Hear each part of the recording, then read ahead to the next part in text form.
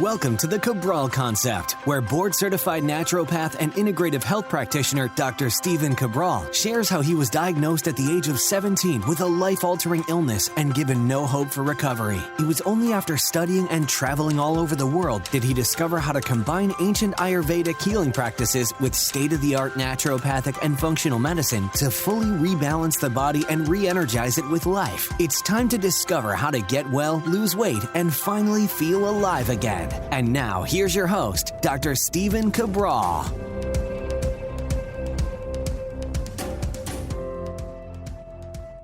Welcome back, everyone. Glad to have you here today on episode 2223 at stephencabral.com/2223. I will be sharing with you all the research here today, the latest and greatest. You know, I love bringing you the latest scientific research on what we have going on with the virus, as well as to our overall health. And that's why this is a Total Wellness Tuesday topic. And I don't think that I'm going to be doing a lot more shows, I don't believe, on COVID and the virus.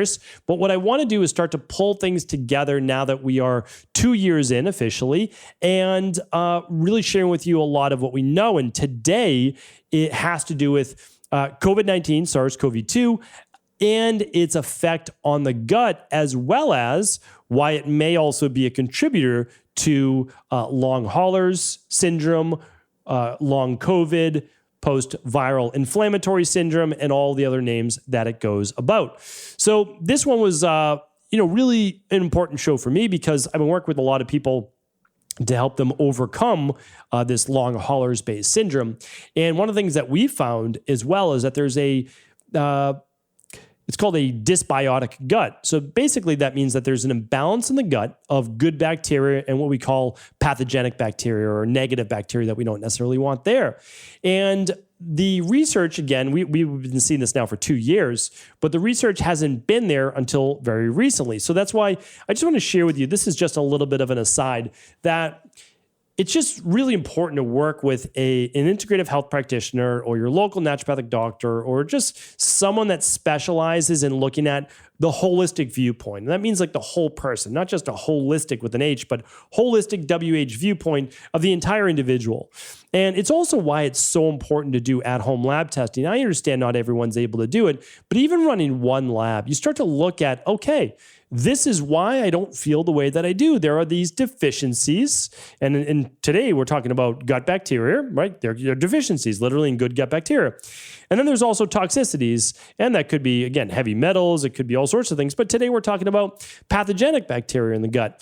And once you start to learn that, you can say, oh, now I get it. Of course, the body's not balanced on the inside. So, of course, I don't feel balanced on the outside in terms of energy or vibrancy and overall health. And again, but it's also why it's important not to wait for the so-called science to catch up. First of all, science can be interpreted however you want. It really can. It's very subjective. A lot of these studies are a couple dozen people or 100 people, and they're only looking for one specificity. They're not actually, again, looking at the whole person. So I want to be careful with what we glean from the science. But if we use it the right way and we stay unbiased and we try to connect the dots as best we can, then I think that we can take a lot from it. And so as a practitioner, someone that operates as a clinical practitioner, I can tell you that we've been seeing this in the real world for years. And of course, you might have even experienced it yourself or someone you know and love and care about. But then when the science also corroborates it, you're saying, okay, well, this makes sense because we see it in the real world and then we see it in the research. What happens is sometimes we see research and it doesn't necessarily make a whole lot of sense in the real world. And then later, of course, we find out that this is multifactorial and one little snippet of research is not the end all be all.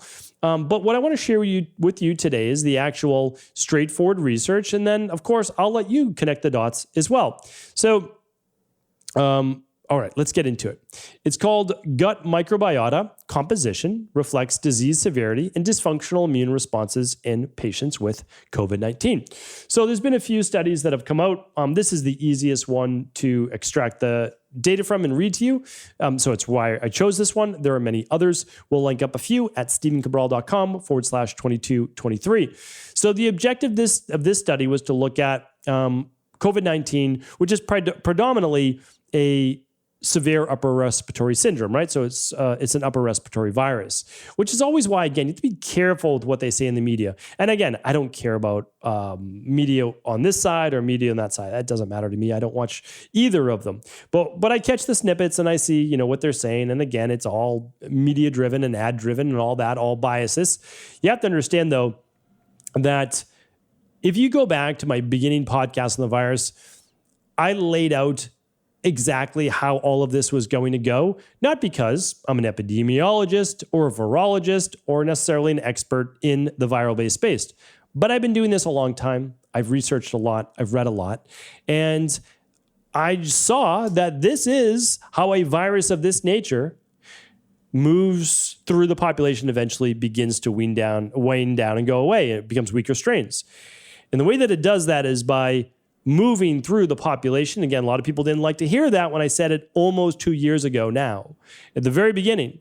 And because it does not seem humane. And I totally understand that. But again, I'm going to give you always the unbiased and brass tacks, straightforward truth.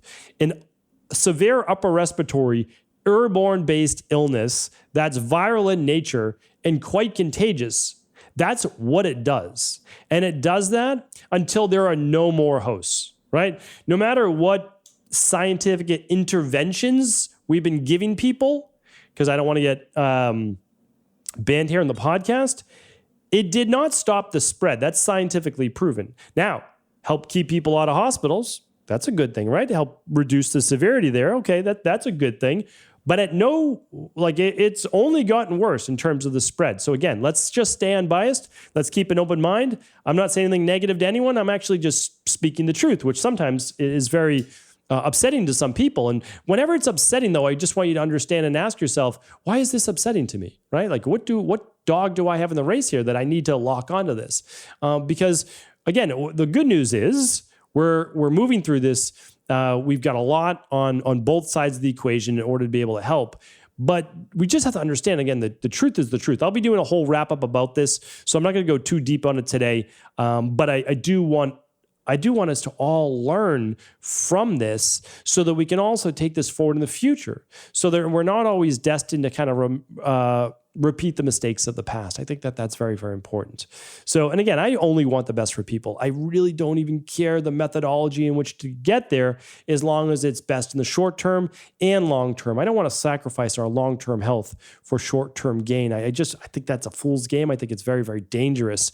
And I also want to look at, how do we help all the millions of people right now that are still suffering after they got the virus with these inflammatory-based syndrome issues? And I think that we do want to look at the gut. I think that's very important. I did a podcast just about a week or two ago about all autoimmune diseases are fixable.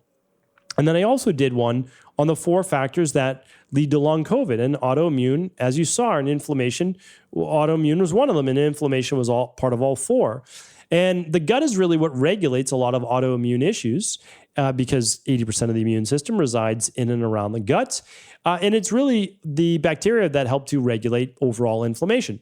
So again, without further ado, let's get into this study. I apologize. Sometimes I go on these rants. If you don't like the rants, that's okay. No hard feelings. You can always fast forward through them. All right. So this was done on 100 patients. This was done actually with a blood, stool, and patient records. And it was done inside of 2 hospitals for this cohort study. And they looked at the stool samples about 30 days later, and they looked for the clearance of the SARS-CoV-2 based virus. But they also looked at the gut microbiome compositions by what's called shotgun sequencing, total DNA from extracted stools. So they're looking essentially at DNA of bacteria, and they also looked at the inflammatory cytokines and blood markers from the plasma. What this allowed the scientists to do was look at, was there any alterations in people that were suffering from more of a long COVID-based standpoint or inflammatory standpoint, or at least why do they end up in the hospital? Because these were people that certainly got the virus to a far greater degree. And I gave you all the reasons why some people would end up more in the hospital than others. So this was a direct quote. So gut microbiome composition was significantly altered in patients with COVID-19 compared with non-COVID-19 individuals, irrespective of whether patients had received medication. Severe gut commensals with known immunomodulatory potential, such as certain bacterium and bifidobacteria, were underrepresented in patients and remain low in samples collected up to 30 days after disease resolution. Moreover, the perturbed composition exhibited stratification with disease severity concordant with elevated concentrations of inflammatory cytokines and blood markers such as C-reactive protein, lactate dehydrogenase, aspartate aminotransferase, and gamma glutamyl transferase. Now, let me translate that to English. So that's part of the issue with these abstracts and these studies. The abstracts are certainly read by, other researchers out there, but honestly, it would be much better suited, I think, to make this readable for the general public, for everybody, right? But here's what they're essentially saying, that we have, let's call it positive bacteria or good bacteria. We've got commensal bacteria or commensal bacteria. And then we have a negative, or we'll call it bad bacteria, just for our conversation here today. And what happened was that people had less of the good, more of the bad, and that was based on people with COVID-19 versus non. But remember, these are the people that also ended up in the hospital, so they had a little bit more of a severe case. This may be different. Again, we don't know, right? So we just don't know right now if this happens to anybody with COVID-19. I would say the greater degree, the more inflammation, the higher the fever, the more sick, the more it would affect the gut bacteria. And then in terms of looking at the perturbed composition, exhibited stratification with disease severity, concordant with elevated concentrations, all that means is that in their blood, they had more markers of protein breakdown, like the lactate dehydrogenase, and they also had more C-reactive protein, which is simply a marker for an acute-based inflammatory infection or reaction. So what we're looking at and talking about is that, believe it or not, the gut bacteria was affected by those people with COVID-19 to a far severe case. Or, which by the way, they should have specified, or the people who end up in the hospital may have had an imbalanced gut bacteria in the first place.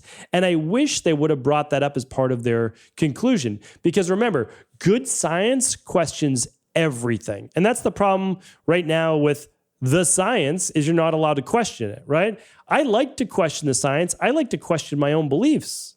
And that's to the benefit of myself, and that's the benefit of at least our entire community. You need to question. You need to ask why.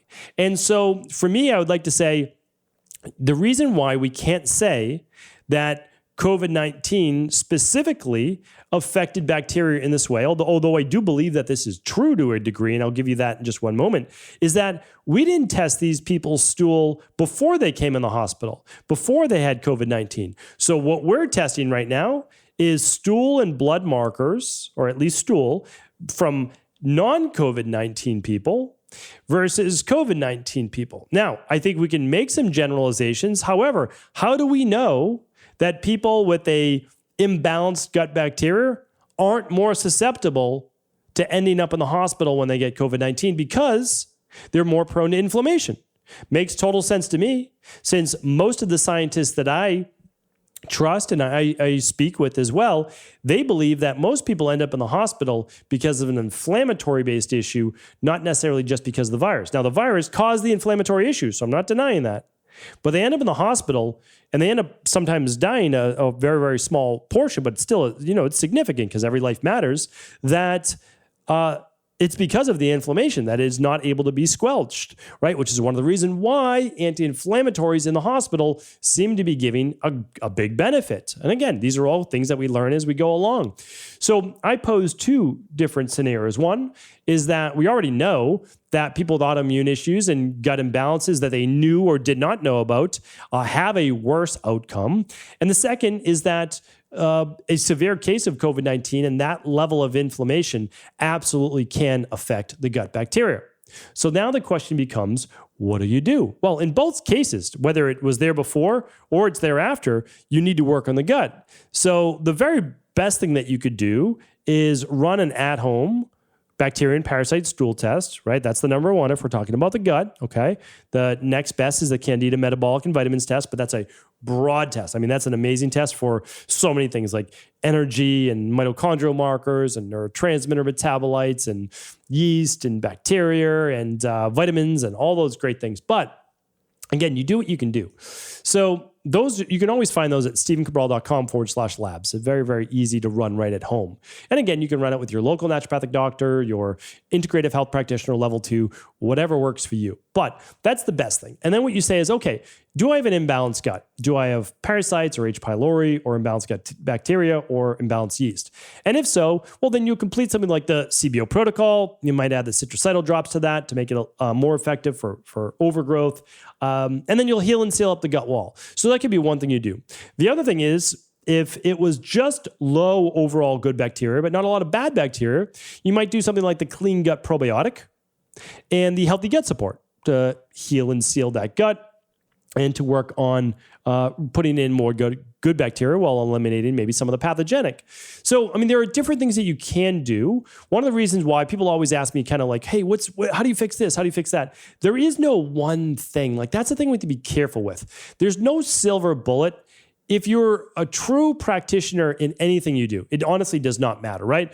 It doesn't matter if you're selling homes as a real estate broker or you're an attorney or you're a tax accountant or whatever other jobs there are in the world. So I have such a limited capacity beyond health that if you really want to help people to the greatest degree possible, you really want to customize these things. You really want to focus in on what does this individual need? And that's how you're able to really, I think, help the greatest amount of people. But I will tell you that something like the CBO protocol is built for everyone. And the reason is that it has all of the different scenarios already played out. So if the person has this, it can help. Again, I'm not necessarily promoting that for you. I'm certainly not promoting that as any type of treatment or medical-based advice. It's something just to look into. And also just, you can work with your individual practitioner that you have enjoyed working with. Just make sure they do know about natural health and the gut. Going to your medical doctor with these types of things is really out of their scope of practice. Just like what's out of my scope of practice is performing open heart surgery, right? We do two different things, and I just want to make sure that you're taken care of. So hopefully this was helpful today. Please always feel free to let me know. Again, I love open dialogue. I love open opinions. Let's just be kind, right? If we're on social media, let's just be kind to one another. That's really what this is all about. So thank you so much. And again, feel free to share this with anyone you believe it could serve. Ever wonder what the best sauna, blue blockers, sleep trackers, wake lights, salt lamps, or other health gadgets are?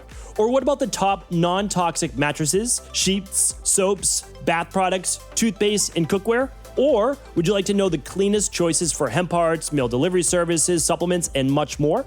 I personally curated, researched, and now created a resource page of all of my top picks that continues to grow each week. These are the exact products I use in my own life, with my family, in my private practice, and they're the ones I trust.